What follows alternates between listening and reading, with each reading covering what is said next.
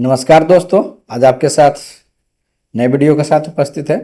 जैसा कि आप सभी को जानकारी है कि कल से हम लोग करंट अफेयर्स का सीरीज स्टार्ट किए हैं, जिसमें जो न्यूज़पेपर में करंट अफेयर्स आते हैं उसको भी हम लोग कवर करते हैं, प्लस उसके पीछे जो कंसेप्ट्स हैं उसको हम लोग कवर करते हैं। साथ ही मेंस आंसर राइटिंग के हिसाब से किस प्रकार से उसका वे फॉरवर्ड होना चाहिए, अगर किसी प्रकार का चैलेंजेज है, इश्यूज है, उसको भी डिस्कस करते हैं, ताकि चैप्टर्स को आप होलिस्टिकली जो है तैयार कर सकते हैं।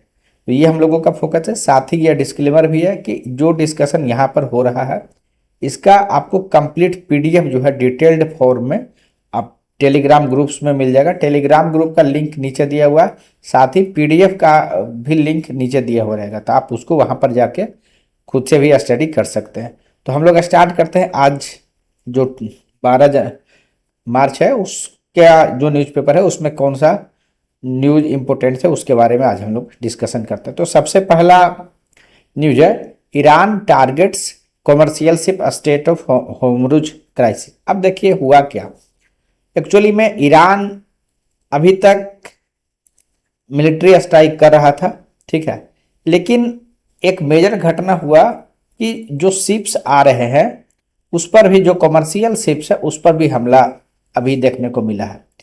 उसमें से जो हम इंडिया के हिसाब से जो एक इम्पोर्टेंट बात है कि वह जो शिप जिस पर अभी हमला हुआ, जिस पर स्ट्राइक हुआ, वह इंडिया के गुजरात ही आ रहा था।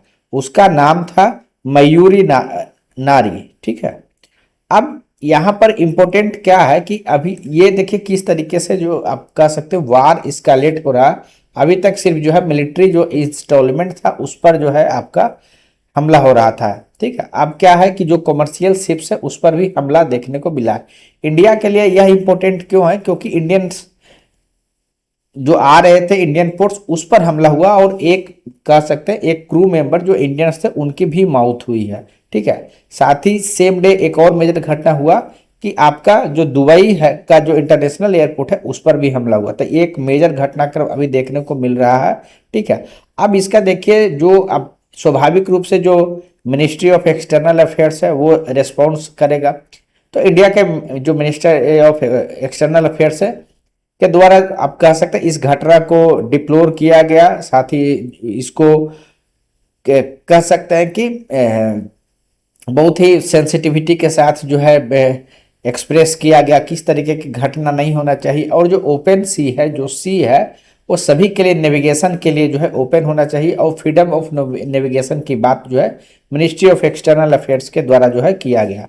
अब लेकिन यहाँ अब एक चीज और आपको देखने को मिलेगा कि ईरान अभी कह रहा कि अभी तो सिर्फ कॉमर्शियल शिप्स पे हमला हुआ, अगर जरूरत पड़ेगा तो जो फाइनेंशियल इंस्टीट्यूशंस हैं वेस्ट एशिया में उसको भी हम लोग डैमेज करेंगे। यानी यहाँ से अभी युद्ध किस समाप्त होगा ये ऐसा इस तरीके के घटनाक्रम से तो क्लियर नहीं हो रहा है। ऑल्दो आपको वेरियस क्लेम्स जो है देखने को मिलेंगे, तो उस पर हम लोग नहीं जा रहे। जो घटनाक्रम हो रहा है उसके बारे में अभी हम लोगों का फोकस है। तो ये तो घटनाक्रम होगा, लेकिन उससे भी ज्यादा इंपॉर्टेंट है इसके तहत जो छिपे हुए कंसेप्ट है कि हम इंडिया के लिए किस प्रकार से जो है एनर्जी क्राइसिस हो सकता है या क्या चैलेंजेस प्रोवाइड कर रहा है उसके बारे में। देखिए स्ट्रेट ऑफ हॉर्मुज जो है आपको पता है कि यह जो है ईरान और एक साइड ओमान, ठीक है, दोनों के बीच में ये लगभग 33 किलोमीटर वाइड नैरो गैप का एक स्टेट है, ठीक है। स्टेट आपको पता है कि जो दो वाटर बॉडीज को कनेक्ट करता है, तो एक तरफ पर्सियन गल्फ है और एक तरफ जो है अरेबियन सी, ये दोनों को कनेक्ट करता है। लैंड साइड में अगर आप देखिएगा एक साइड ओमान है एक साइड ईरान है, तो ये जो है कनेक्ट कर। यहाँ इंपॉर्टेंट है कि पूरे वर्ल्ड का 20% जो ग्लोबल एनर्जी है वो यहाँ से डेली जो है क्रॉस करता है। जितना भी आप कह सकते हैं कि डेली जितना ट्रांजेक्शन होता है उसका लगभग 20% जो तेल है इसी जो है स्टेट ऑफ हॉर्मुज से निकलता है। तो यहाँ पर आपको जो लोकेशन है वो बहुत ही स्ट्रेटेजिक है, इस तरीके से आपको ध्यान रखना है। लेकिन इंडिया के लिए सिर्फ जो है क्रूड ऑयल के हिसाब से ही सिर्फ इम्पोर्टेंट नहीं है। क्रूड ऑयल के बारे में तो हम लोग बहुत बार चर्चा कर चुके हैं कि जो है इंडिया अपना अप्रोक्सीमेटली जो है लगभग 85% जो है जो क्रूड ऑयल है वो इंपोर्ट करता है, और उसमें भी 50 to 60% जो क्रूड ऑयल है वो स्ट्रेट ऑफ हॉर्मुज से ही क्रॉस होके आता है। लेकिन उससे भी एक और मेजर जो अभी आप देख रहे होंगे न्यूज में, किस प्रकार से एलपीजी को लेके जो है लोगों के भी जो है एंग्जाइटी हुआ है, या आप कह सकते हैं कि एक चिंता हुआ, और अधिक से अधिक लोग जो है गैस सिलेंडर के लिए आप लंबे लंबे क्यू देखने को मिले होंगे। तो यहाँ भी एक इम्पोर्टेंट चीज क्या है कि इंडिया का जितना एलपीजी इंपोर्ट है वो भी 60% जो है जो बाहर से इंपोर्ट होता है वह भी स्टेट ऑफ हॉर्मुज से निकल के आता है। यानी हम लोगों का सिर्फ क्रूड ऑयल तो था ही इंपोर्टेंट, प्लस जो एलएनजी है वो भी इंपोर्टेंट, जो कह सकते हैं इंपोर्ट जो करते हैं वो स्टेट ऑफ हॉर्मुज से करते हैं। ठीक है, तो यानी किसी प्रकार का अगर यहाँ पर अगर चोक होता है तो इंडिया के लिए प्लस जो है ग्लोबल के जो है एनर्जी क्राइसिस का इशू यहाँ पे आपको रहेगा। आप जो इस तरीके का घटना अगर कमर्शियल शिप पे हुआ तो क्या वहां अमेरिका के द्वारा किसी प्रकार का चीज नहीं है? ऑल दो जो आपका यूएसए है उसका एक है फिफ्थ फ्लीट, ठीक है, फिफ्थ फ्लीट के नाम से जाना जाता है, जो अभी बहरीन में स्टेशन है। ऐसे कॉमर्शियल शिप पर जो है हमला न हो उसके डिटेंस के रूप में ऑल दो ये घटना हुआ है। ठीक है, अब देखते हैं आगे क्या किस तरीके से जो है घटनाक्रम जो है ये होता है। लेकिन जब हम ये वीडियो रिकॉर्ड कर रहे हैं शाम में, तब तक आपको एक अच्छा न्यूज ये है कि इंडियन एक्सप्रेस के न्यूज के अनुसार 2 शिप्स जो है इंडिया आए हैं जो स्ट्रेट ऑफ हॉर्मुज से क्रॉस करके आए हैं। तो यह दिखा रहा है कि हो सकता है कि इंडिया ने बात किया होगा ईरान से, टॉक्स हुए होंगे, डिप्लोमेटिक बात हुए होंगे, या हायर लेवल पर बात हुआ होगा, और इंडियन वेसल्स को हो सकता है कि आने वाले समय में जो है किसी प्रकार की परेशानी नहीं हो। ये एक कह सकते हैं एक हिंट है, एक सिंबॉलिक है।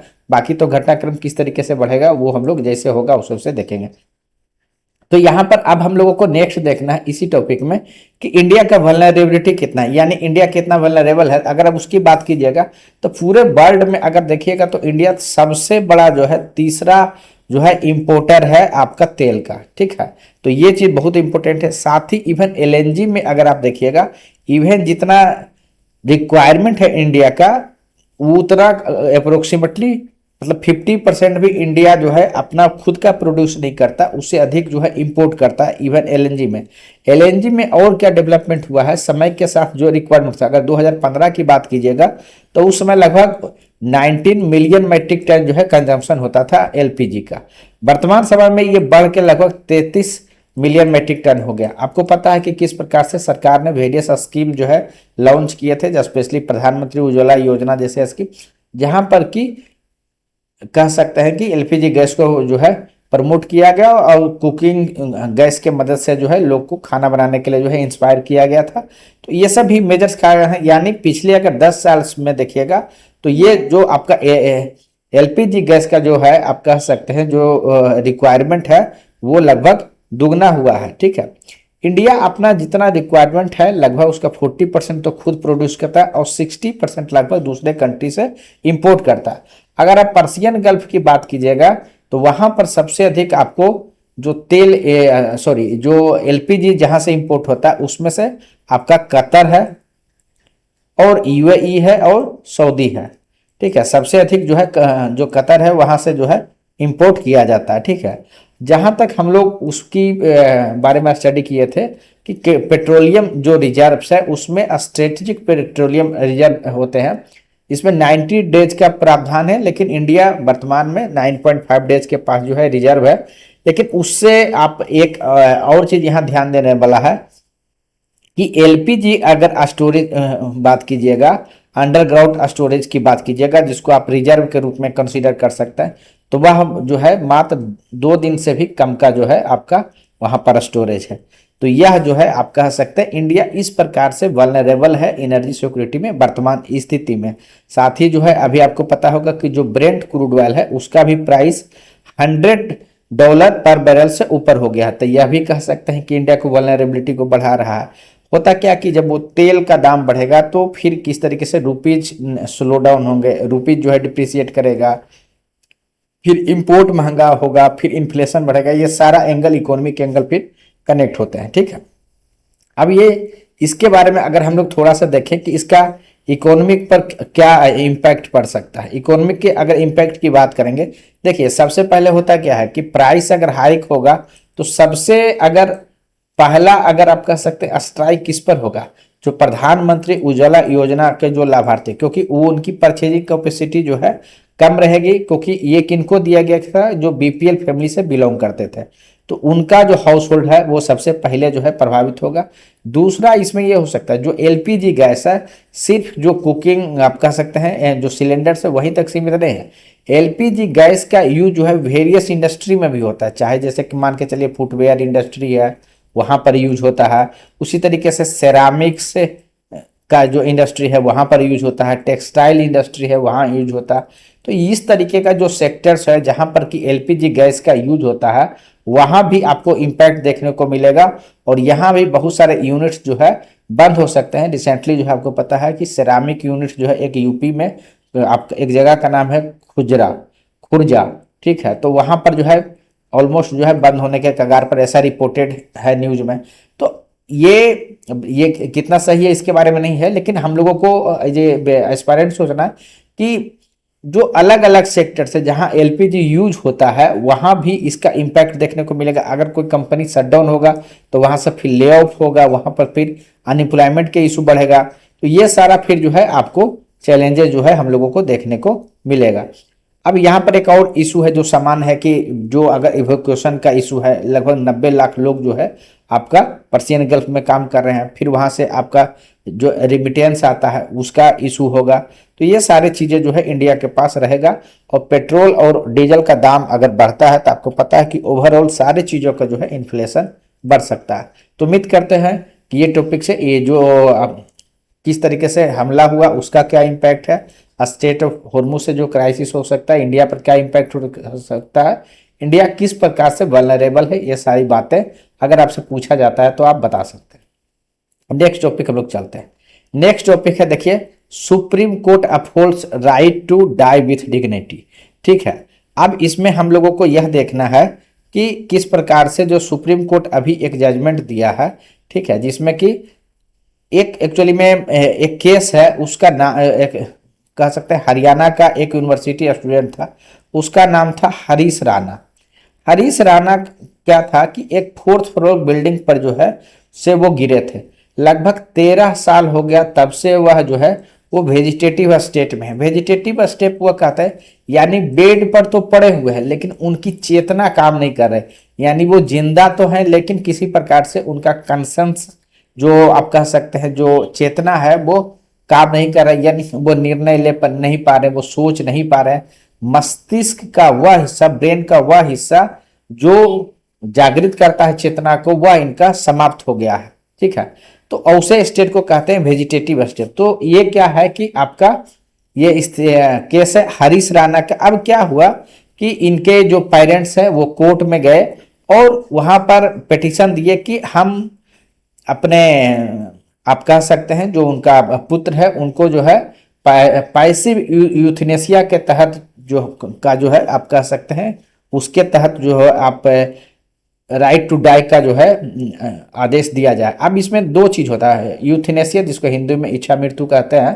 ठीक है, यूथनेसिया में एक होता है एक्टिव, एक होता है पैसिव। ठीक है, आप इसको आप ऐसे समझ के देखिए कि सपोज किया जाए कि एक कोई व्यक्ति है जो बेड पर है, यानी वो बीमार है और इस स्थिति में वह बीमार है कि वह कुछ नहीं कर सकता। अब उसके जीने की आप कह सकते से संभावना नहीं है, वह साइंस भी अब उसके आगे लगभग हार चुका है, अब वो सिर्फ बस एक जिंदा है। तो दो तरीका इसमें कहा जाता है, एक है यूथनेसिया में, एक है एक्टिव, एक है पैसिव।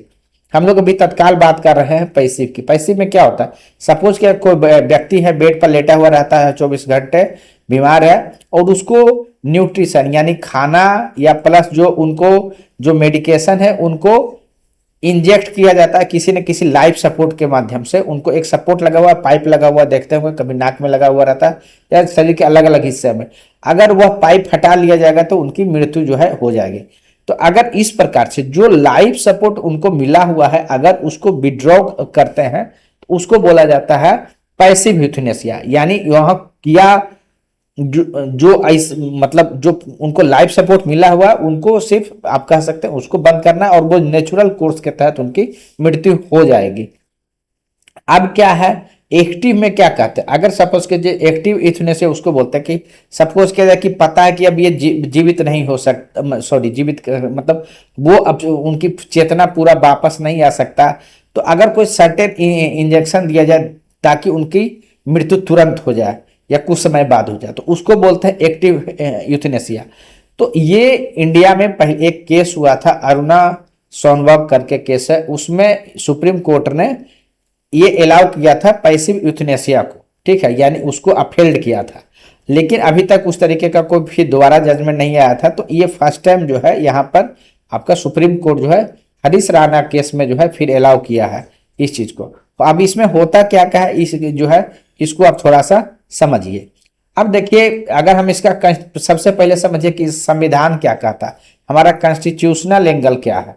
अगर आप कॉन्स्टिट्यूशनल एंगल की बात कीजिएगा तो यहाँ पर देखिए आर्टिकल 21 बात करता है। आर्टिकल 21 क्या है कि राइट टू लाइफ, यानी जो जीने का जो अधिकार है उसको, तो ये सुप्रीम कोर्ट ने ये कहा है कि right to life includes right to die with dignity. तो यानी अगर जो जीने के अधिकार के तहत ही यह निहित है कि किसी को जो है मृत्यु का जो अधिकार है विथ डिग्निटी, वह भी जो है उसके अंदर निहित है। ये सेम बात जो है अरुणा सोनबाग केस में भी जो है आपका कहा गया था।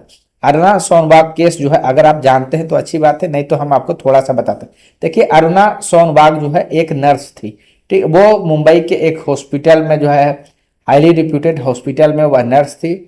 एक दिन की बात है कि उस दिन बहुत सारे बच्चे वहां पर जो है भर्ती थे, जहां पर कि फूड पॉइजनिंग के बहुत सारे केस हुए थे और लेट नाइट हो गया था। उसी में जो उनका वार्ड था वह इनको जो अरुणा सोनबाग थी उनको फॉलो करके इस तरीके से मतलब आप कह सकते हैं इल इंटेंशन से फॉलो किया। प्लस कहा यह जाता है कि उनके गले में जो आप कह सकते हैं डॉग का बांधने के लिए जो चैन लगाया जाता है वो चैन बांध के उसके बाद उनके साथ जो है दुराचार किया गया। और दुराचार इस तरीके का था कि वो उनकी आवाज चली गई और पूरा फिर वो होश में नहीं है, वो कभी चेतना में नहीं आए, लेकिन वो लंबे समय तक जो है बेड पर पड़ी रही।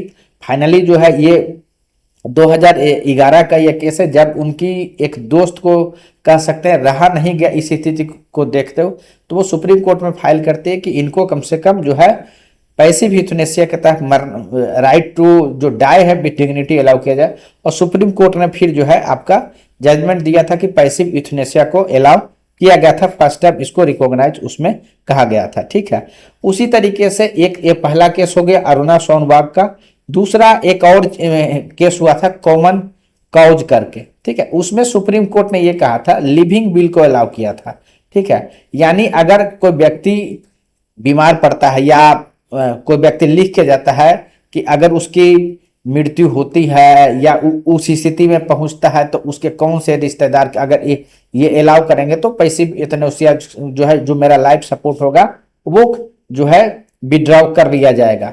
तो इस तरीके का जो है एडवांस्ड में जो है डायरेक्टिव्स जो है देने का भी चीज को सुप्रीम कोर्ट ने कॉमन कॉज एक केस हुआ था उसमें एक्सेप्ट किया था, ठीक है। क्योंकि होता क्या था ना कि एक जो right to die with dignity के तहत जो पैसिव यूथनेसिया, इसमें यह भी तो हो सकता है कि कोई बीमार है और उसका मिसयूज हो जाए किसी तरीके से, उसको जानबूझ के जो है संपत्ति का मैटर हो या कुछ हो उनको मार दिया जाए। इसलिए क्या होता है ना कि एक मेडिकल टीम होता है, मेडिकल बोर्ड होता है जिनको कि ये अप्रूवल देना होता है, जो बहुत हेसिटेंट होते हैं इन चीजों को फाइनली जो है डिसाइड करने में, ठीक है। तो ये चीजें जो है आपका के कारण जो है उस तरीके का अलाउ के बाद भी पैसिव यूथनेसिया का रियल केस कम ही रहता है। इसलिए जो है हरीश राणा के केस में भी जो उनके पेरेंट्स है उनको जाना पड़ा जो है सुप्रीम कोर्ट तक इस चीज को लेते हुए कि इस परमिशन को, क्योंकि सुप्रीम कोर्ट ने यहां तक कहा, एम्स का मैटर था कि अगर आप उसको जीवित नहीं रह सकते तो आप जो साइंस जब जहां फेल हो गया है अब उनको कुछ नहीं कर सकता, तो जो है उसको कम से कम जो है उनका लाइफ सपोर्ट विड्रॉ करके उनको एक जो नेचुरल जो डेथ होता है वो मिलना चाहिए, ठीक है। तो ये इस तरीके की बात जो है अभी के केस में जो है किया गया है। इसमें बहुत तरीके का इथिकल इशू है जो आप इथिक्स के क्लास में या इथिक्स में जो है डिस्कस करते होंगे, ठीक है। अब इसमें है कि वे फॉरवर्ड क्या है, कि इस तरीके का जो जजमेंट है उससे पार्लियामेंट को क्या करना चाहिए या कानून। अरे देखिए, अभी तक सुप्रीम कोर्ट ने तो जजमेंट दिया है, लेकिन इससे संबंधित कोई जो है स्पष्ट कानून नहीं है। इसलिए क्या होना चाहिए ना, कि संसद के द्वारा, पार्लियामेंट के द्वारा एक क्लॉज जो है कानून बन जाना चाहिए, जिसमें कि आप कह सकते हैं एंड ऑफ लाइफ जो है आपका से संबंधित जो केयर है उससे संबंधित कानून बन जाना चाहिए, ताकि एक स्पष्टता रहे निर्णय लेने में उस तरीके के।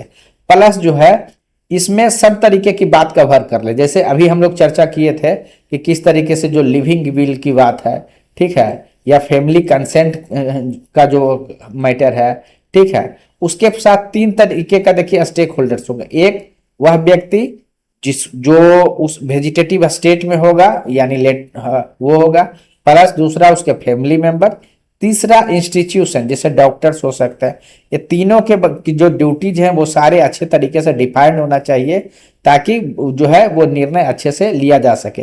प्लस इसी से संबंधित जो मेडिकल जो आपका काउंसिल है वह जो है उसको भी इन नियम्स के अनुसार जो है अपग्रेड जो है किए जाने की जरूरत है। साथ ही जो है डिस्ट्रिक्ट स्तर पर मेडिकल बोर्ड जो है बनाए जाने चाहिए, ताकि जो है गवर्नमेंट ऐसे चीजों में प्रोएक्टिवली जो है डिसीजन ले सकता है। साथ ही लोगों को अवेयर भी किया जाए कि किस प्रकार से जो है लिविंग विल लिखा जा सकता है, उसका क्या इम्प्लीकेशन है। क्या देखिए, होता क्या है, साइन करने से या उस तरीके से लोग क्यों डरते हैं, क्योंकि लोग को लगता है कि उन पर कह सकते हैं कि आरोप लग जाएगा कि वो उन्होंने उसका मर्डर करा दिया या उस तरीके से।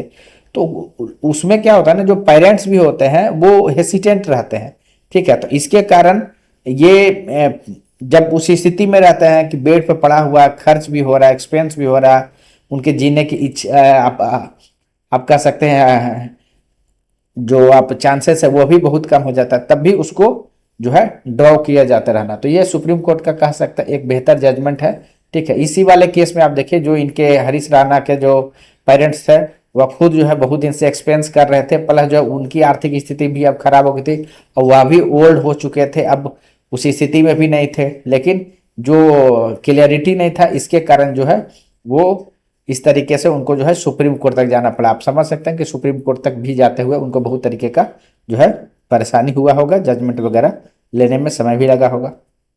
उसके आगे जो है देखते हैं, motions to resolve Lok Sabha speaker rejected. देखिए, कल के लेक्चर्स में हम लोग जो है डिस्कस किए हैं इसको डिटेल से, कि किस प्रकार से जो है लोकसभा के स्पीकर को जो है रिमूवल किया जा सकता है। हम लोग सारी बातों को कल देखे थे कि किस प्रकार से जो अभी लोकसभा के जो स्पीकर हैं ओम बिरला, उनके मतलब रिमूवल के लिए एक रिजोल्यूशन लाया गया था, जिससे कि सिर्फ जो है इजीली जो है आप कह सकते हैं कि हटा दिया गया, रिजेक्ट कर दिया गया वन मत से। इस पर किसी प्रकार का वोटिंग की जरूरत नहीं पड़ा, ठीक है। तो ये एक चीज है, लेकिन खैर ये तो न्यूज की बातें हैं। इसके कंसेप्चुअल जो कॉन्स्टिट्यूशनल जो प्रोविजंस है वो हम लोग जानते हैं। 93 जो आर्टिकल्स है उसमें लिखता है कि लोकसभा में एक स्पीकर और एक डिप्टी स्पीकर होंगे। उसी तरीके से 94 जो आर्टिकल है उसमें लिखता है कि किस प्रकार से जो है रिमूवल किया जा सकता है। हम लोग इस बात की कल चर्चा किए थे कि मेजोरिटी जो है, अगर वोटिंग से इफेक्टिव मेजोरिटी अगर होता है रिजोल्यूशन के पक्ष में, तभी वो हट सकते। इफेक्टिव रिजोल्यूशन हम लोग चर्चा किए थे कि जितना सदन का जो संख्या है, लोकसभा का जो संख्या है, नंबर्स जितना है उसका 50%, यानी वर्तमान समय में 543 अगर है तो कम से कम 270 जो 3 है उतने मेंबर जो है उस पर उस रिजोल्यूशन के पक्ष में मत देने चाहिए। सामान्य जो बिल पास होता है उसमें क्या होता है कि जितने लोग प्रेजेंट हैं और वोटिंग कर रहे हैं उसी का 50%, लेकिन अगर हटाना है लोकसभा के स्पीकर को तो इफेक्टिव मेजोरिटी जो है आपको रहेगा, तभी उनका हट सकता है। लेकिन आप समझ सकते हैं कि हटाना मुश्किल है, क्योंकि उतना तो सरकार के पक्ष में ही जो है एमपी होते हैं, तो जब तक सरकार का पक्ष रहता है तब तक किसी भी लोकसभा स्पीकर को हटाना आसान नहीं है। यही कारण है कि इस बार को लेकर टोटल 4 बार जो है ऐसा कोशिश हुआ है, लेकिन अभी तक कोई भी जो है लोकसभा स्पीकर को सक्सेसफुली जो है आप कह सकते हैं पद से हटाया नहीं गया है, कोई रिजोल्यूशन लाके विपक्ष के द्वारा। तो ये सारी चीजें जो है हम लोग चर्चा किए थे। लोकसभा स्पीकर का क्या पावर है उसके बारे में हम चर्चा किए थे। दो चीज स्पेशली जो इनका पावर था, एंटी डिफेक्शन जो लॉ है उसके तहत उसका जो डिस्क्वालिफिकेशन से संबंधित जो डिसीजन होता है वो करने का अधिकार जो है लोकसभा स्पीकर को है। और इसका ये जो पावर का आप कह सकते हैं कि कुछ कोडिफाइड नहीं रहने के कारण कुछ इम्प्लिसिट डिस्क्रिशनरी पावर मिला हुआ लोकसभा स्पीकर को, क्योंकि बहुत बार उस पर वो डिस्क्वालिफिकेशन वाले मैटर पे वो फैसला नहीं लेते हैं, जिसका कि लाभ जो है जो रूलिंग गवर्नमेंट्स होते हैं उनको मिल सकता है। दूसरा होता है कि किसी भी बिल को वो मनी बिल जो है वो कह सकते हैं कि मनी बिल है या ऑर्डिनरी बिल, उसको वो डिफाइन करते हैं। तो वो किसी भी बिल को अगर मनी बिल कह देते हैं तो वो डिसीजन उनका फाइनल रहता है।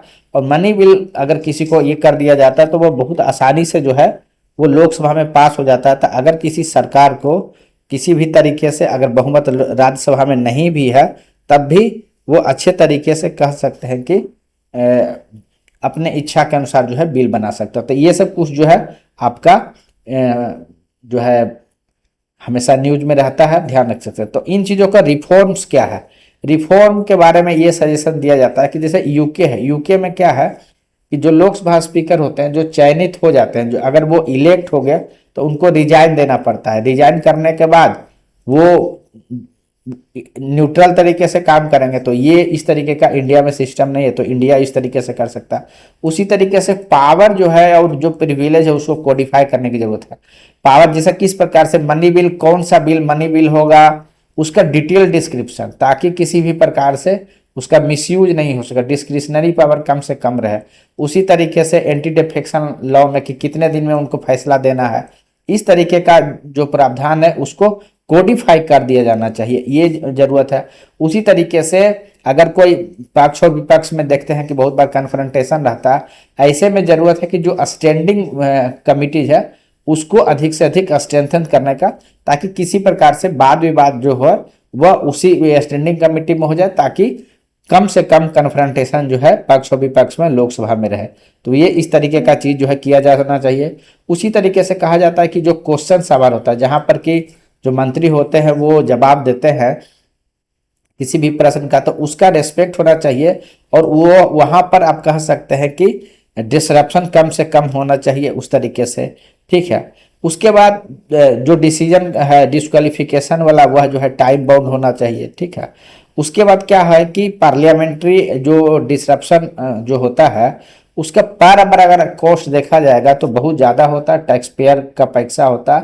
तो इसको भी जो है ध्यान में रखा जाना चाहिए। जितना समय जो है वेस्ट होता है उतना एक्सेस जो है पब्लिक एक्सचेकर पर जो है लोड पड़ता है। तो इन चीज़ों को के लिए भी एक सर्टेन जो है पॉलिसी बनाया जा सकता है, ताकि कम से कम जो है एक्सपेंस हो और जो टाइम डायलॉग एंड डिलीवरी के लिए संसद में है वो उसी तरीके से यूज हो। तो ये सजेशन जो है आप दे सकते हैं अगर इस तरीके का कहीं कुछ आता है। एक और न्यूज है रिवाइज जीडीपीसी, ठीक है। जीडीपी क्या आपको पता है कि बेस ईयर जो है पहले जो है 2011-12 था, उसको चेंज करके रिवाइज करके 2022-23 जो है आपका किया गया है। सबसे पहले आपको जानना चाहिए कि जीडीपी का जो आपका रिलीज कौन करता है, तो एक बॉडी है एनएसओ, यानी उसका फुल नाम है नेशनल स्टैटिस्टिकल ऑफिस, उसका नाम ये है। तो ये ध्यान रखिएगा एनएसओ जो है ये। अभी एक्चुअली में हुआ क्या है कि जो आईएमएफ है, जो इंटरनेशनल मॉनेटरी जो आपका फंड बॉडी जो है, उसने जो इंडिया का जो नेशनल अकाउंट्स स्टैटिक्स जो है था उसको सी ग्रेड कर दिया था, यानी जो कैलकुलेशन होता अच्छे तरीके से नहीं होता, ये जो है यहाँ पर कहा गया था। तो इन चीज़ों को ध्यान में भी रखते हुए यह जरूरत था कि जो जीडीपी का जो कैलकुलेशन का तरीका है वो चेंज किया जाए। उसमें से अब क्या हुआ कि एक जो है बेस ईयर को अभी जो है चेंज किया गया। अब इसके उपरांत हुआ क्या है कि जीडीपी जो है आपका एब्सोल्यूट टर्म में लगभग 3 से 4% जो है आपका कम हो गया है। उसी तरीके से अब इसके अकॉर्डिंग बहुत सारा चीज चेंज होगा। जैसे 5 ट्रिलियन इकोनॉमी का जो लक्ष्य है वो आप कह सकते हैं उसको रिवाइज किया जाएगा, क्योंकि 3 से 4% जो है अभी नए वाले कैलकुलेशन में जितना जीडीपी है उससे कम हो गया। उसी तरीके से जो सेक्टोरल अगर शिफ्ट की बात कीजिएगा तो वहां पर जो एग्रीकल्चर सेक्टर का जो आपका शेयर है वो इंक्रीज बढ़ा हुआ दिखा है। उसी तरीके से मैन्युफैक्चरिंग सेक्टर जो है आपका जो शेयर है उसका मतलब पुराने वाले जो सीरीज से था उससे आपको इसमें कम दिखा है। सर्विस सेक्टर में भी काफी जो शेयर है वो स्लाइटली डिक्लाइन किया है। ठीक है, ये सारी चीजें जो है आपका जो नया जीडीपी का जो बेस ईयर जो चेंज किया गया उससे है। लेकिन ये तो आप कह सकते हैं न्यूज की बातें हैं। अगर आप कंसेप्ट की बात करें तो सबसे पहला कुछ कंसर्न्स भी है कि कौन कौन सा जो अभी सिर्फ क्या बेस ईयर चेंज करने से सब कुछ जीडीपी का कैलकुलेशन सही हो गया। तो यहाँ जो कुछ ऑथर के द्वारा जो कंसर्न रेज किए गए हैं वो यह है, पहला है कि क्या जितना भी तरीके का रेड फ्लैग जो है आईएमएफ का जो रिव्यू हुआ था वो जो बताया गया था क्या सारे के सारे एड्रेस कर लिए गए हैं। ठीक है, ये पहला है। दूसरा है कि MSA 21 जो कॉर्पोरेट हीलिंग जो डेटा है वो किस तरीके से आप कह सकते हैं कि मेथड कैलकुलेशन होता था वो फुल्ली एक्सप्लेन्ड नहीं है।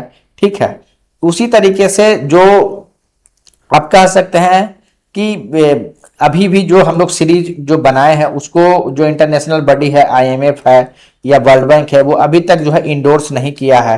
ठीक है, उसी तरीके से कहा जाता है कि जो नया जो तरीका है या न्यू रेट्स और रेशियो जो यूज किया गया है वो अभी अभी पब्लिक डोमेन में नहीं है। तो सर्टेन अभी जो है जो कह सकते हैं कंसर्न अभी जीडीपी सीरीज को लेकर अभी भी चल रहा है। कभी कभी इकोनॉमिक्स के मेंस में उस तरीके का सवाल जो है आपसे पूछे जाते हैं। इससे संबंधित मोर डिटेल्स और आने वाले समय में एडिटोरियल्स वगैरह में आएगा तो उसको और अच्छे से हम लोग कवर करेंगे। अब देखिए होता क्या है, जीडीपी चेंज होने से होगा क्या। देखिए जीडीपी से बहुत सारा चीज चेंज कर देता है। जैसे अभी हम लोग देखें कि जीडीपी जो नए वाला जो सीरीज है बेस ईयर से क्या हुआ, जीडीपी का टोटल जो वैल्यू है वो कम गया। ठीक है, एब्सोल्यूट टर्म कम गया। अब क्या होता है कि हर चीज इससे लिंक है। जैसे पहला एग्जांपल आप मान के चलिए, जैसे फिजिकल डेफिसिट। तो सपोज कीजिए कि पहले मान लिया जाए कि 3% है अगर, तो फिजिकल डेफिसिट बटे जीडीपी होता है, जीडीपी के रेशियो में ही होता। अगर जीडीपी का आप कह सकते हैं एब्सोल्यूट टर्म कम हो गया तो टोटल जो फिजिकल डेफिसिट कोई कंट्री कर सकता है वह कम हो जाएगा। उसी प्रकार से जो डेट टू जीडीपी रेशियो है वह भी उसी अनुसार से आपका चेंज हो जाएगा। तो इस तरीके का जो है आपका जितना भी इंप्लीकेशन है जो जीडीपी से रिलेटेड है वो सारा उन चीजों पर जो है आपको प्रभाव पड़ेगा। ठीक है, उसी तरीके से इसमें ये कहा गया कि इंडिया में जो है अभी भी जो फॉर्मल सेक्टर्स होते हैं उनका शेयर बहुत है। तो अभी भी बेहतर जो आप कह सकते हैं लेबर कानून है, बेहतर सोशल प्रोटेक्शन है, इन चीजों को कवर करने का जरूरत है। तो ये अभी चीजें चलेगा और आने वाले समय में कुछ सर्टेन सजेशंस भी देखने को मिलेंगे, सर्टेन एडिटोरियल्स आएंगे डिटेल्स में, तो उसमें इस टॉपिक को और अच्छे से कवर वहां पर हम लोग करेंगे। ठीक है, नेक्स्ट न्यूज में आया है LPG cylinders shortage, states feel the pinch. ये अभी न्यूज में आया कि बहुत सारे जो स्टेट्स है वहां पर किस प्रकार से जो है एलपीजी जो सिलेंडर का शॉर्टेज देखा गया, बहुत जगह जो लाइंस लगा गया।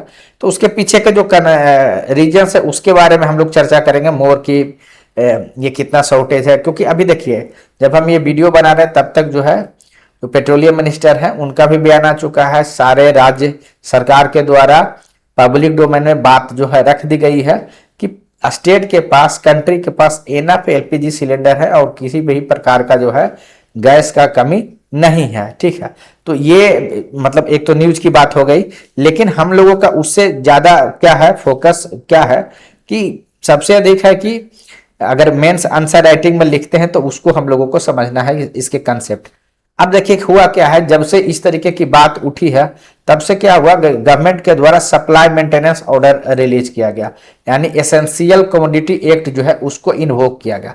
उसमें होता क्या है, देखिए जो गैस आता है ना उसका बहुत जगह जो भी रिफाइनरीज हैं या फिर जो पेट्रोकेमिकल यूनिट्स है, जो नेचुरल जो गैस आते हैं उनका वेरियस जगह यूज होता है। उसी गैस को जो पाइप्ड गैस है पीएनजी है वह भी बनता है, उसी गैस का आपका जो कुकिंग गैस में होता है एलपीजी वह भी बनता है, उसी से फिर जो है आपका जो सीएनजी है जो गाड़ी में यूज होता है वह भी बनता है, और उसी से जो है अलग अलग में जो कह सकते हैं कि जो सेक्टर्स है, जैसे कि मान के चलिए कि सेरामिक सेक्टर है, उसके बाद फर्टिलाइजर है, वहां भी इन चीजों का यूज होता है। तो अभी गवर्नमेंट में ने जब ये ऑर्डर दिया है तब प्राथमिकता कर दिया है कि आपको उस पर अधिक जो है फोकस करना है, एलपीजी पर अधिक फोकस करना है, पीएनजी पर अधिक फोकस करना है, सीएनजी पर अधिक फोकस करना है।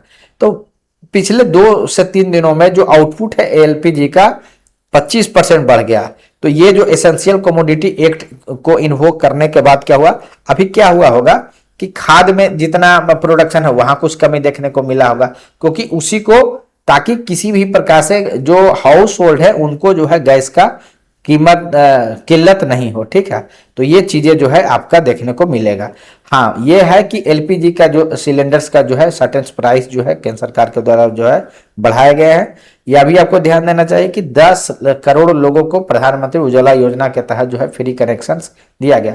लेकिन इससे ज्यादा एज एस्पायरेंट आपको इन चीजों पर समझना कि ऐसा कारण होता क्यों, ऐसा हुआ क्यों। देखिए, सबसे बड़ा जो पूर्व के भी एडिटोरियल में चर्चा की है कि जो एलपीजी है, एलपीजी का 60% इंडिया जो है इंपोर्ट करता है, ठीक है। और वह भी जो है उसमें से जो ज्यादातर जो इंपोर्ट है वो आपका पर्शियन गल्फ से है, चाहे वो सऊदी हो, आपका कतर हो, ठीक है। तो वहां से ज्यादा इंपोर्ट होता है। और जो अंडरग्राउंड जो स्टोरेज है मात्र 2 दिनों तक का है, वो आपका स्टोरेज जो है मंगलोर एवं जो है आपका वाइजग में है, ठीक है। तो इस जिस प्रकार से क्रूड ऑयल में एसपीआर है, स्टैटिक पेट्रोलियम रिजर्व है, तो उसी तरीके से एलपीजी का कोई स्ट्रेटेजिक रिजर्व जो है अभी नहीं है। तो यह जो है हम कह सकते हैं भविष्य में बनाने की जरूरत है, या इससे जो है इंडिया लेसन ले सकता है, आगे में बना सकता है, ठीक है। तो अब ये चीजें हैं। उसके बाद क्या होता है कि बहुत बार क्या होता है कि जो डिस्ट्रीब्यूटर्स होते हैं, जो पूरा डिस्ट्रीब्यूशन का जो नेटवर्क होता है वो ट्रांसपोर्टर पर डिपेंड करता है, ठीक है। तो वो उसके कारण कभी कभी जो है आपका उस तरीके का इशू शॉर्टेज देखने को मिल सकता है। बहुत बार क्या होता है ना कि ब्लैक मार्केटिंग हो जाता है, मीडिया में इस तरीके का न्यूज अगर स्प्रेड हुआ सोशल मीडिया पर या वेरियस तरीके से कि युद्ध के कारण गैस की कमी हो जाती है, तो जिनके पास गैस का भी जरूरत नहीं है वो उसे लोग भी क्या करते हैं, गैस को आप कह सकते हैं होल्ड करने लगते हैं। और अगर जो आप कह सकते हैं गैस एजेंसी है उनको भी लगता है कि प्राइस अधिक हो जाता है, तो कभी कभी वहां पर भी देखने को मिलेगा कि वो दूसरे तरीके से उनको जो है हाइड करते हैं या होल्ड करते हैं, ब्लैक मार्केटिंग करते हैं। तो इसके कारण भी जो है आपका कह सकते हैं कि प्राइस जो है बढ़ जाता है, ये आपको शॉर्टेज के रूप में दिखता है। इसलिए अभी केंद्र सरकार ने प्लस जो स्टेट सरकार गवर्नमेंट है सभी ने, स्पेशली जो एजेंसी है उनके कह सकते हैं कि वह मॉनिटरिंग बढ़ा दिया गया ताकि किसी प्रकार से ब्लैक जो है मार्केटिंग ना हो। जो डिलीवरी हो वो हाउस टू हाउस हो, यानी जो जहां एजेंसी का जो आप कह सकते हैं वेयर हाउस है वहां पर लोग ना जाए, गोदाम पर ना जाए, ताकि किसी भी प्रकार से जो है पैनिक की स्थिति नहीं हो। और अभी भी मीडिया न्यूज के अनुसार जो यह कह सकते हैं सरकार के द्वारा यह बताया गया कि अगर कोई जो उपभोक्ता है अगर उसको 25 दिन तक अगर है वो किस या माना गया कि उसके पहले एक हाउस होल्ड का जो सिलेंडर है कंज्यूम नहीं हो सकता, यानी बुकिंग जो है 25 दिन के बाद ही अगर बुकिंग किया गया है, इसके पहले का अगर जो उठाव है किया गया है तो 25 दिन के बाद का ही बुकिंग होगा। अब बुकिंग के लगभग 2 से 2.5 दिन के अंदर जो है उनको डिलीवरी कर दिया जाएगा। वर्तमान स्थिति में गैस का किसी भी प्रकार से जो है इशूज नहीं है, लेकिन पब्लिक के बीच कह सकते हैं पैनिक की स्थिति के कारण ये हुआ। तो हम लोगों को मेन जड़ हम लोग समझे कि कहां पर है, और इसके लिए जो है केंद्र सरकार के द्वारा, राज्य सरकार के द्वारा वेरियस जो है डिसीजंस लिए गए हैं। आप भी अपने आंसर्स में लिख सकते हैं कि एंटी होर्डिंग्स के लिए जो स्टेप्स होते हैं, चाहे वो डीएम है, एसपी है, एसडीएम है, डीएसपी है, सभी को जो है डायरेक्ट किया गया है कि वो उसको जो है इंस्पेक्ट करें ताकि किसी प्रकार का जो है होर्डिंग्स जो है ना हो। साथ ही जो है हायर स्तर पर विजिलेंस कमेटी का भी गठन जो है आपका किया गया। अब लिख तो ये तो अभी घटना का बात है, लंबे समय में भारत क्या कर सकता है।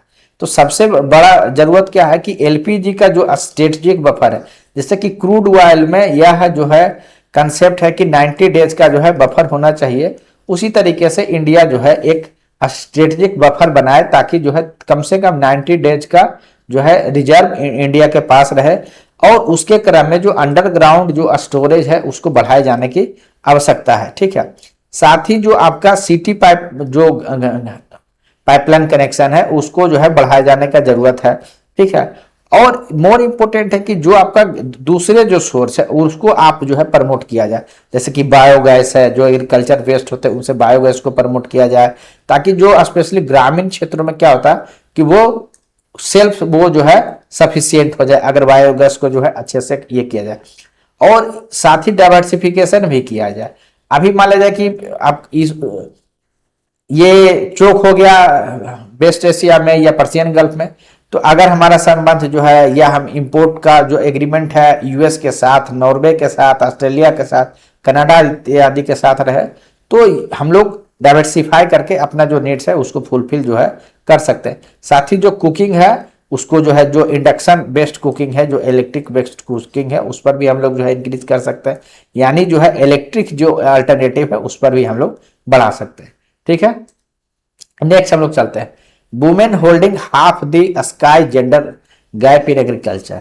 ये एक जो है एक सर्वे कराया गया है, एक इंस्टीट्यूशन है फाउंडेशन ऑफ एग्रीकल्चर स्टडीज। ठीक है, तो इसने वेरियस डेटा दिया, जो डेटा आपसे शेयर नहीं कर रहे हैं, उसका थीम यही है कि महिलाओं को जो है उनके एवज में जितना वो मेहनत करते हैं उस हिसाब से जो है उनको आप कह सकते हैं कि उनको वेतन नहीं मिलता है। ये सेंस जो है उनको, ये जो रिपोर्ट है उसमें जो है इस बात को कहा गया है, यानी वेज गैप है। ठीक है, तो इसके हम लोग जो है रूट काउज पर समझते हैं। ये तो सर्वे में वेरियस 3-4 जो विलेज जिनका सर्वे किया गया उसको रिपोर्ट का, उसको हम जिक्र नहीं करते हैं, जिक्र करते हैं इसका जो आपका जो वुमेन्स का जो लेबर है वो अंडर काउंटेड क्यों रह जाता, इसको सबसे पहले हम लोग समझते हैं। देखिए महिलाओं का जितना भी जो पार्टिसिपेशन है वो ज्यादातर देखिएगा कि कहाँ है, खेती में है, फार्म बेस्ड आपका जो जॉब है वहां पर आपका ज्यादा देखने को मिलेगा। साथ ही जो आप देखिए खेती में कभी काम होता है कभी नहीं होता, यानी इनके वर्क का नेचर क्या है ना, सीजनल है। ठीक है, बहुत सारा इनका काम होता है, जैसे फैमिली वर्क होता है, मतलब घर का ही खेत है उसमें काम कर रहा है तो उनको तो कोई वेतन नहीं मिलता, कोई वेज नहीं मिलता, ये सब कारण जो है उसमें रहता है। और जब कभी भी सर्वे होता है, मान के चलिए कि आपका जो है पीरियोडिक लेबर फोर्स जब सर्वे हुआ तो इन चीजों को कंसीडर ही नहीं होता घर, तो इसके कारण भी पार्टिसिपेशन जो है कम दिखता। और जो सर्वे में यह भी एक बात कहा गया कि जो महिलाएं अभी स्पेशली जो ग्रामीण क्षेत्रों में जो एग्रीकल्चर में काम करती है, लगभग 73% तो वो सेल्फ एम्प्लॉयड है, यानी वो लगभग अपने ही जो आपका खेत है उसी में लगभग वो काम कर रहे, तो वहां पर भी वेज कैसे मिलेगा, वहां पर तो किसी प्रकार का वेज का रिकॉर्ड ही नहीं रहेगा, तो इसके कारण है। ठीक है, उसके बाद क्या होता है कि जो इनविजिबल वर्कर के रूप में जो है महिलाएं काम करते रहती है। ठीक है, और जब कभी भी आप कह सकते हैं ऑफिशियल डाटा होता है तो जो फैमिली लेबर्स जो का जो पार्टिसिपेशन होता है उसको वो कंक्लूड नहीं करते, और वुमेन का जो ज्यादा पार्टिसिपेशन हो जाता है एग्रीकल्चर में वो एज ए फैमिली मेंबर ही हो जाता है, तो उसके कारण भी काउंट नहीं हो पाता। अब इसमें हम लोग थोड़ा सा चर्चा कर लेते हैं पॉलिसी में कहाँ कहाँ पर गैप है इन चीजों में। तो देखिए होता क्या है कि अब नेशनल पॉलिसी जो फार्मर्स के लिए बना हुआ है उसमें किसी भी प्रकार के जेंडर सेग्रीगे आप कह सकते हैं उस तरीके से टारगेट वहां पर नहीं है, तो उसके कारण भी हो जाता है। अगर आप किसान के ही देखिएगा तो जो आइडेंटिटी है किसान के आइडेंटिटी के रूप में वो महिला से अभी तक लिंक एक्सटेंड होके हुआ नहीं है। इसके भी कारण से देखिए जितने भी अभी भी बिहार या इंडिया में देखिएगा जितने भी लैंड राइट से अभी भी ज्यादातर जो है मेल के नाम से ही है, जो बूम जितना भी आपका लैंड रिकॉर्ड्स हो गया वो सब उनके नाम से है। रेयरली ही आपको कहीं दिखेगा कि को ओनर्स के रूप में है, अन्यथा ज्यादातर ओनरशिप जो है मेल के पास है। तो उसके कारण क्या है कि लैंडलेसनेस की स्थिति जैसी हो जाती है ऑन पेपर। जब उनके नाम से किसी प्रकार का अगर लैंड नहीं है तो वो किसी प्रकार का कोलेटरल भी यूज नहीं कर पाती, बैंक में भी वो फिनांस नहीं कर पाती, यानी लोन भी लेना है किसी से भी लेना है तो कोलेटरल नहीं दिखा सकते, इसलिए उनको क्रेडिट भी नहीं मिल पाता है, यानी क्रेडिट मीन्स बैंक से लोन। ठीक है, तो ये सारी चीजें हैं। उसी प्रकार से जो है अब मनरेगा जैसे स्कीम्स आए, ठीक है, लेकिन होता क्या है कि उसमें महिलाओं को काम देने का स्कोप है, लेकिन जब रूरल डिस्ट्रिक्ट आता है या तो उसमें महिलाएं क्या करती है कि वहां पर काम करने चली जाती है बसत, या घर का कह सकते हैं खेती तो वहां काम करेंगे मनरेगा के तहत इनरोल नहीं, तो उसके कारण भी जो है वो डेटा के रूप में रिफ्लेक्ट नहीं हो पाता। ठीक है, उसी तरीके से सेल्फ हेल्प ग्रुप तो एग्जिस्ट करता है, लेकिन उस तरीके से जो है फॉर्मली रिकॉग्नाइज खेती एग्रीकल्चर सेक्टर में नहीं है। तो हम लोग ऐसे में कर क्या सकते हैं, किया ये जा सकता, सबसे मेन जो चीज है वो तो है लैंड राइट्स, यानी जमीन का जो पेपर्स है उसमें अगर उनका आ जाएगा, डिजिटल रिकॉर्ड्स में नाम आ जाएगा, तो उनको क्रेडिट भी मिलने लगेगा, कोलेटर भी मिलने लगेगा, ये सारा चीज उसमें हो जाएगा। उसी तरीके से आप कह सकते हैं जो किसान कार्ड के तहत जो लाभ मिलता है, जो आप वो अगर महिलाओं को दिया जाने लगे तो उससे भी फायदा होगा, ठीक है। उसी तरीके से जो इंश्योरेंस फार्मर्स को दिया जाता है वो भी वुमेन्स के नाम से अगर हो तो वहां भी फायदा हो सकता है। जो एफपीओ है, फार्मर्स प्रोड्यूसर जो ऑर्गेनाइजेशन है, वहां पर अगर फॉर्मेलाइज किया जाए, अब वुमेन्स जो लेबर से उसको रिकॉग्नाइज किया जाए। उसी तरीके से जो मनरेगा जैसी योजना, जिसका कि अभी नाम बदल के जो है विकसित बी राम जी हो गया, तो वहां पर क्या है कि जो कृषि से संबंधित जो कार्य है उनसे उनको शामिल किया जाए, ताकि क्या हो, महिलाएं उसमें काम भी कर ले, खेती का भी काम हो गया और उनका जो है पार्टिसिपेशन भी दिख गया, उनका काउंटिंग भी हो जाएगा। तो ये सारी चीजें जो है आपका फायदा हो सकता। उसी तरीके से एग्रीकल्चर में जो मिनिमम वेज है वो फिक्स जो है किया जा सकता है, ठीक है। तो ये चीजें जो है की जा सकती है, ठीक है। चलिए नेक्स्ट चलते हैं। नेक्स्ट है NCERT textbook row supreme court happy with rewritten chapter, ठीक है। तो ये जो है आप कह सकते हैं कि सुप्रीम कोर्ट के द्वारा जो है ये एक चैप्टर एक्चुअली में एनसीईआरटी में आया था, जिसमें कि यह जिक्र किया गया था कि किस प्रकार से जुडिशरी में जो है करप्शन, इसको लेके जो है बड़ा कंट्रोवर्सी हुआ और सुप्रीम कोर्ट ने जो है उसको टेक्स्ट बुक को जितना पब्लिश हो गया उसको वापस विड्रॉ करने का आदेश दिया। उसी में अभी क्या है कि जो काउंटर एफिडेविट जो दिया गया है उसको भी जो है सुप्रीम कोर्ट के द्वारा जो है आप कह सकते हैं कि उस पर अनहैप्पी दिखाया गया। जो दिया गया है वो पेश किया गया है कोर्ट के रिकॉर्ड में कि हम लोग उस चैप्टर को रीराइट किया है, उसको देकर जो है सुप्रीम कोर्ट के द्वारा नाराजगी व्यक्त की गई और फिर इस तरीके के क्वेश्चन पूछे गए। तो इस पर आगे कुछ डेवलपमेंट होगा तो उस पर हम लोग चर्चा करेंगे, बाकी न्यूज में तत्काल इतना ही है। उसी तरीके से एक नेक्स्ट है ईरान सुप्रीम लीडर जो है इंजर्ड सन मुस्तफा सरफेसेस। अब इसमें एक बात ये कहा गया है कि आपको पता है कि जो इनके फादर थे, जो सुप्रीम लीडर पहले थे अयतुल्ला अली खौमनई जो थे, उनको आपको पता है कि जब स्ट्राइक हुआ उसमें डेथ हो गए। कहा यह जाता है कि जब स्ट्राइक हुआ था उसी जो घर है उसी में जो है उनके बेटे जो है मुस्तफा भी जो थे, लेकिन क्या है कि इनको इंजरी हुआ, डेथ नहीं हो पाया था और जो है उसके बाद जो है ये फिर से जो है एक्टिव हुए हैं। तो ये सारी चीजें जो है इसमें यहाँ पर कही गई है। तो अभी लेकिन यहाँ पर हम लोगों का कंसेप्ट के हिसाब से यह देखना कि सुप्रीम लीडर होते क्या है। हम लोगों को यह पता है, पूर्व में भी बहुत बार चर्चा कर चुके हैं कि 1979 में जो है जब इस्लामिक रिवॉल्यूशन हुआ था तो वहां पर एक कंसेप्ट आया था बेलायत फकीह करके, जिसके तहत जो है सुप्रीम लीडर जो है स्टेट को लीड करते हैं। ये सभी के हेड होते हैं, चाहे जो है आपका लेजिस्लेचर हो, एक्सिक्यूटिव हो, जुडिशरी हो, मिलिट्री हो, सभी का हेड जो है आपका सुप्रीम लीडर होते हैं। अब यहाँ क्या होता है ना, इनका अभी जो चयन हुआ, अभी क्या हुआ, मुस्तफा खौमनई जो है वो नए जो है सुप्रीम लीडर बने हैं। तो इनका चयन कैसे होता है एक्चुअली में, वहां पर एक है असेंबली ऑफ एक्सपर्ट्स, उसमें 88 में एक्सपर्ट्स होते हैं और ये एक्सपर्ट को हर 8 साल के लिए जो है पब्लिक के द्वारा इलेक्ट किया जाता है। ये क्लरिक्स होते हैं और इनके द्वारा फिर जो है आपका इलेक्ट किया जाता है सुप्रीम लीडर, ठीक है। तो ये इनके द्वारा अभी जो है जो इनके बेटे हैं आपका अली खौमनई के, उनको जो है सुप्रीम लीडर जो है इलेक्ट किया गया है, ठीक है। अब इनके बारे में सर्टेन जो बातें ये कही जाती है कि यह जो पूर्व में जो अली खौमनई थे उनसे भी ज्यादा जो है आप कट्टर है, ज्यादा हार्ड है और लंबे समय तक जो इंटेलिजेंस उसमें काम कर चुके हैं और ये पर्दा के पीछे से तो बहुत पहले से एक्टिव थे, अब आगे आके भी जो है उसमें करेंगे।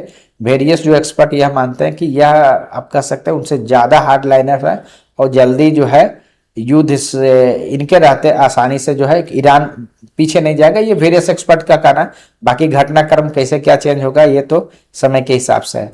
तो हम लोगों को ईरान से इंडिया का क्या इंटरेस्ट है उस पर हम लोगों को मेनली फोकस होना चाहिए, ठीक है। तो चाबहार जो पोर्ट है, जो एक आप कह सकते हैं वो अफगानिस्तान को अगर पहुंचना है और पाकिस्तान को बाईपास करना है तो ऐसे में चाबहार पोर्ट जो है बहुत अच्छा अल्टरनेटिव था। और इसके होते हुए इंडिया जो है इंडियन इंटरनेशनल नॉर्थ साउथ जो ट्रेड कॉरिडोर है उससे द्वारा यूरोप से भी और रशिया से भी कनेक्ट हो सकता है। और लगभग 8400 करोड़ रुपया इंडिया जो है वहां पर इन्वेस्ट कर चुका है। तो ईरान में अगर ये पॉलिटिकल इनस्टेबिलिटी रहेगी तो इंडिया का जो इन्वेस्टमेंट है उसके लिए भी खतरा रहेगा। साथ ही आपको पता है कि वहां पर डायस्पोरा का भी इशू है। प्लस जो है इंडियंस जो रिफाइनरी है, जो ईरानियन जो आपका ऑयल है जहां पर सल्फर अधिक होता है उसके लिए के हिसाब से सूटेड रिफाइनरी ज्यादा बने हुए हैं।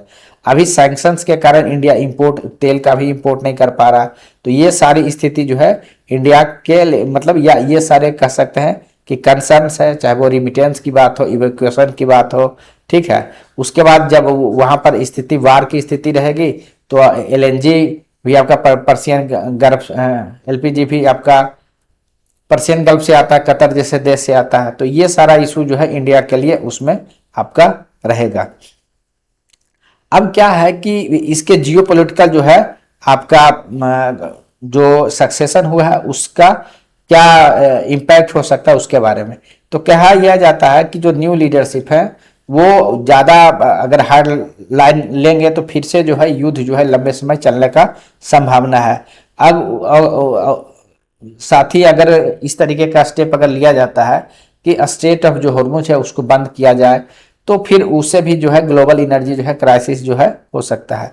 उसी तरीके से आप कह सकते हैं कि सऊदी अरेबिया और ईरान के बीच जो कॉन्फ्लिक्ट है अगर वो प्रोक्सी वॉर अगर जो है फिर से चालू होता है, चाहे वो येमेन का एरिया हो, इराक का एरिया हो, सीरिया का एरिया हो, तो वहां भी जो है इंटेंसिफाई होगा तो वो भी नेगेटिव होगा, ठीक है। वहीं पर एक आप यह भी देखें कि चाइना लगभग ईरान में क्या है कि 25 साल के लिए आप एक एग्रीमेंट किया हुआ है, कोऑपरेशन एग्रीमेंट।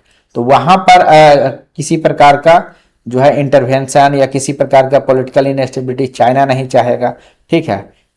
तो ये सारी चीजें अभी चल रही है। अब ईरान पर तो डेली कुछ ना कुछ आ रहा, बहुत सारा पूर्व में भी कवर कर चुके हैं तो अभी ज्यादा इसको अभी डिटेल्स और नहीं करते यहाँ पे।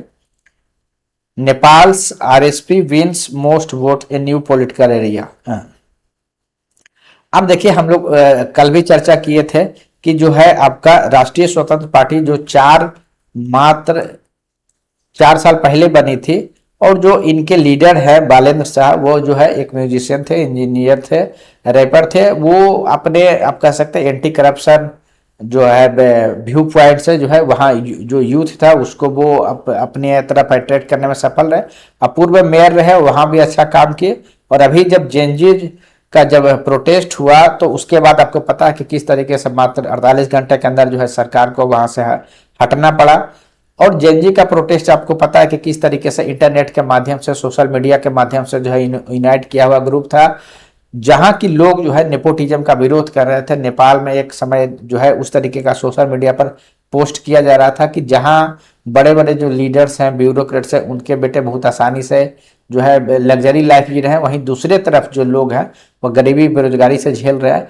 इसको लेके वहां पर बहुत रोष हुआ और जेनजी जनरेशन के द्वारा जो प्रोटेस्ट हुआ उसके बीच उसके बाद का जो इलेक्शन हुआ उसमें बालेंद्र शाह जो का लोकप्रियता आप कह सकते हैं बहुत ज्यादा था। और उनका एक नारा था सेव सेव करके, ठीक है। तो बचा बचा करके वो बहुत लोकप्रिय हुआ और आप कह सकते हैं बहुत मेजर इनको जो है आप वोट प्राप्त हुआ है, लगभग 2/3 से अधिक मत जो प्राप्त हुआ, ठीक है। तो हम लोगों को खैर उससे ज्यादा ये ध्यान इस पर रखना है कि इंडिया और नेपाल का रिलेशनशिप पे, ठीक है। तो देखिए इंडिया और नेपाल के बीच अगर आप देखिएगा, गौर कीजिएगा तो इशू क्या है। इशू सबसे अधिक रहेगा कि देखिए जो ओपन बॉर्डर है, ठीक है। आपको पता है इंडिया और नेपाल के बीच एक ट्रीटी है, Nepal India treaty of peace and friendship का 1950 का। अब इसको लेके आपको पता है कि कोई भी इंडियंस या नेपाली जो है एक दूसरे के कंट्री में जा सकते हैं, फ्रीली घूम सकते हैं, सेटल कर सकते हैं। तो इस तरीके का रिलेशन है। लेकिन आने वाले जो कुछ समय में हुआ क्या है कि एक दूसरे के सर्टेन एरिया को लेकर डिस्प्यूट हुआ, स्पेशली जो है आपका काला पानी का जो एरिया है, लिपू लेक का एरिया है, ठीक है, लिम्पू धूरा का जो एरिया है, जो नेपाल उसको कहता है कि वह जो है नेपाल का हिस्सा है। इवन कि नेपाल ने सर्टेन जो वहां के जो आपका करेंसी थे उस पर जो है जो मैप जो है पब्लिश किया, वह वहां पर इन क्षेत्र को अपना हिस्सा दिखा दिया। तो इसको लेकर साथ ही एक नया मैप भी रिलीज हुआ था पूर्व के गवर्नमेंट में, उसको लेकर भी नाराजगी था। यानी बॉर्डर इशू जो है आप कह सकते हैं एक समय उतने बड़े डिस्प्यूट नहीं थे, लेकिन विगत कुछ साल में सर्टेन जो आपका एरिया है उसमें जो है डिस्प्यूट्स जो है आपको देखने को मिला है, तो वो इशू रहेगा। अभी क्या है पॉजिटिव्स में क्या जाएगा, एक तो पहला इशू हो गया, बॉर्डर इशू हो गया, ठीक है। दूसरा क्या है कि बिहार में सुस्ता रिवर जो है, वहां रिवर जो है वो अपना, आपको पता है नदी जो है अपना रास्ता चेंज करता है, ये भी जो है रास्ता चेंज हुआ, इसको लेकर भी कुछ जो है आपका आप कह सकते हैं कि उसमें भी एक थोड़ा सा आप कह सकते हैं कि एक डिस्प्यूट या इंटरप्रिटेशन में जो है वेरिएशंस चल रहे हैं उस तरीके से। उसी तरीके से नेपाल क्या चाहता है कि जो 1950 का जो ट्रीटी है, ट्रीटी ऑफ जो पीस एंड फ्रेंडशिप है, उसको थोड़ा सा उसमें चेंज किया जाए, लेकिन इंडिया उस ट्रीटी के जो प्रोविजंस है उसी को मेंटेन करना चाहता है। उसके बाद नेपाल में क्या है ना, 2015 में एक अनऑफिशियल ब्लॉकेड हुआ था, ठीक है, जिस समय की बहुत सारे जो है उस समय ये कहा जाता है कि जो नेपाल में तेल की कमी हो गई, और उस समय से एंटी इंडिया जो है एक जो है सेंटीमेंट नेपाल में बना हुआ है, ठीक है। और ये जो चीजें, ये दोनों के बायलैटरल जो ट्रस्ट है उसको जो है कम करता है। साथ ही ऊपर से चाइना आ गया आपका नेपाल में, जो BRI के तहत बहुत तरीके का इंफ्रास्ट्रक्चर डेवलप कर रहा है, ठीक है। इंडिया के आप कह सकते हैं नेपाल में रोड्स वगैरह भी बना रहा है, तो ये इंडिया के लिए कंसर्न का विषय है। साथ ही जो है हाइड्रो पावर का बहुत अच्छा स्कोप है नेपाल में, आप समझ सकते हैं ज्योग्राफिकल लोकेशन उस हिसाब से है, तो ये सारी चीजें जो है इंपॉर्टेंट है। अब लेकिन इस बीच में पॉजिटिव्स क्या हुआ है, अभी तक जो बालेंद्र शाह का जो फोकस है वो बहुत ही, या जितना उनका स्टेटमेंट आया बहुत ही बैलेंस्ड स्टेटमेंट आया, और वो चाइना और इंडिया को जो है एकदम एक तरीके से कह सकते हैं कि इक्वल ट्रीट कर रहे हैं, और बहुत ही बैलेंस उनका स्टेटमेंट आया, कहीं भी प्रो चाइना स्टेटमेंट देखने को नहीं मिला है। उनका जो अभी तक का बयान है, जो भी कह सकते हैं व्यू पॉइंट है, उसमें उनका ज्यादा फोकस जो इंटरनल रिफॉर्म्स है उस पर है, ना कि अभी उस तरीके से, ठीक है। तो ये चीजें जो है, अब इसमें इंडिया को लिए अपॉर्चुनिटी क्या है कि इसी के बीच जो है इंडिया अपना हाथ आगे बढ़ाए, और जो है एक तरीके से चाइना से जो है आप कह सकते हैं चाइना का जो चेकबुक जो डिप्लोमेसी है उसके बारे में अलर्ट करे, और एक बेहतर जो है इंगेजमेंट जो है इंडिया नेपाल से करे, अपने हिस्टोरिकल जो आप कह सकते हैं जो लिंक है उसको फिर से एक्टिवेट करे, पीपल टू पीपल जो टाइज है उसको एक्टिवेट करे, ठीक है। और एक रिश्ता नेपाल के साथ उस तरीके से रहे जहां पर कि भारत पर यह आरोप ना लगे कि वो बिग ब्रदर की भूमिका करता है, निभाता है, यानी पार्टनरशिप पर अधिक फोकस होना चाहिए रेदर की पैट्रोनेज, उस तरीके का जो है चीज नहीं होना चाहिए, ठीक है। जिस तरीके से चाइना वहां इन्वेस्ट करता है इंफ्रास्ट्रक्चर के लिए, उसी तरीके से इंडिया भी वहां इंफ्रास्ट्रक्चर है, हाइड्रो पावर है, इलेक्ट्रिसिटी है, उन चीजों पर इन्वेस्ट करे।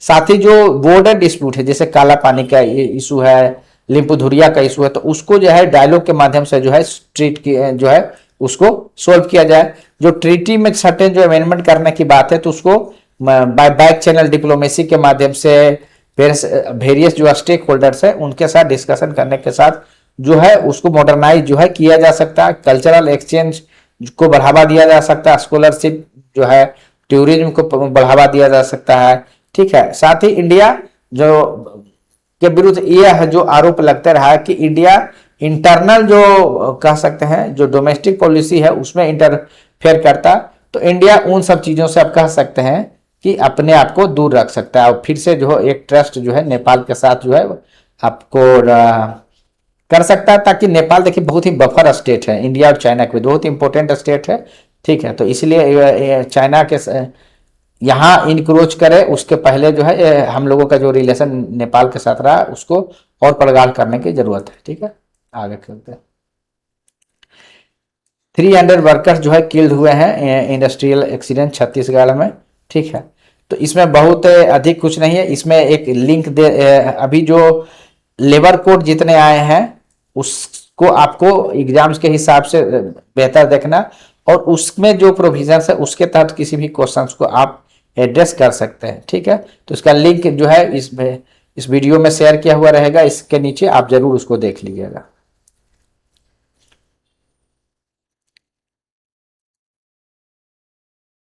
तो ये आज के हिसाब से जो सबसे इम्पोर्टेंट जितने भी थे उसको हम लोग कवर कर दिए सर। दो तीन जो पॉइंट्स है वो वन लाइनर है, ठीक है, तो उसको जो पीडीएफ रहेगा उसमें सेल्फ एक्सप्लेनेटरी रहेगा, आप वहां पर जाके जो है उन चीजों को देख सकते हैं। तो उम्मीद करते हैं कि आपको वीडियो अच्छा लगा होगा, आपको जो है चीजें समझ में आ रहा होगा, और किसी भी प्रकार से अगर आपको समझने में अगर आपको डिफिकल्टी होती है तो जरूर कमेंट कीजिए और हम लोगों तक पहुंचाइए, ताकि आने वाले वीडियो में आपके सजेशन के अनुसार जो है हम लोग उसको इम्प्रूव कर सकते हैं। तो थैंक यू वेरी मच। उम्मीद करते हैं कि इस तरीके का डिस्कशन आपको अच्छा लग रहा होगा। ऑल्दो यह ध्यान रखिएगा कि यह वीडियो जो है थोड़ा लंबा हो जाता है। एक नया ट्रेंड आज के समय में है कि स्टूडेंट जो है बहुत ही छोटे छोटे जो है वो वीडियो पसंद करते हैं, ठीक है, लेकिन मेरा हमेशा से मानना रहा कि अगर किसी चीज़ को अगर आपको डिटेल से समझना है, डिटेल से मेंस के तरफ से रखना है, तो थोड़ा सा डिटेल से पढ़िए, ताकि आपको बार बार नहीं पढ़ना पड़े, हमेशा आपके पास इनफ पॉइंट रहे और आप आराम से एग्जाम्स में लिख सकते हैं, चाहे वो कोई भी एग्जाम हो, चाहे वो यूपीएससी हो या बीपीएससी हो। आप एक फ्लो से यही नॉलेज आपका पीटी से लेके इंटरव्यू तक आपको काम आएगा। तो हमेशा मेरा एडवाइस रहेगा सभी को कि थोड़ा सा डिटेल्स में पढ़िए, शॉर्टकट से बचिए। सफलता का कोई शॉर्टकट नहीं हो सकता मेरे समझ से। बहुत सारे लोग जो है 5 मिनट में किसी टॉपिक को समझना चाहते हैं, मेरे ख्याल से वो मुश्किल है, आप बहुत कम समय तक उसको अपने मेमोरी में रख पाइएगा। इसलिए बेहतर है कि थोड़ा सा समय दे के पढ़िए, ताकि और एक आप बिलीव कीजिए, एक समय 1 से 2 महीना 3 महीने अगर आप लगातार थोड़ा सा अधिक समय दे के चीज़ों को समझते हैं, तो फिर आगे आपको लगेगा कि वही टॉपिक वही कंटेंट आपको बार बार आ रहा, फिर आपके लिए वो बहुत आसान हो जाएगा। लेकिन अगर आपका हैबिट वो शुरू से हो जाएगा 3 मिनट में पढ़ाई कंप्लीट करने का, 4 मिनट में, तब फिर वो मुश्किल होगा। ध्यान रखिएगा कि आपका जो कंपटीशन है अपने कंपटीटर से है, जो आपके बीच में बहुत सारे होंगे जो बहुत डिटेल से स्टडी कर रहे होंगे। तो इसलिए जो भी व्यूअर्स हैं काइंडली चीज को डीपली पढ़िए, ताकि आपको किसी भी प्रकार से जो है दूसरे से आप पीछे ना रहें। ठीक है, तो थैंक यू वेरी मच।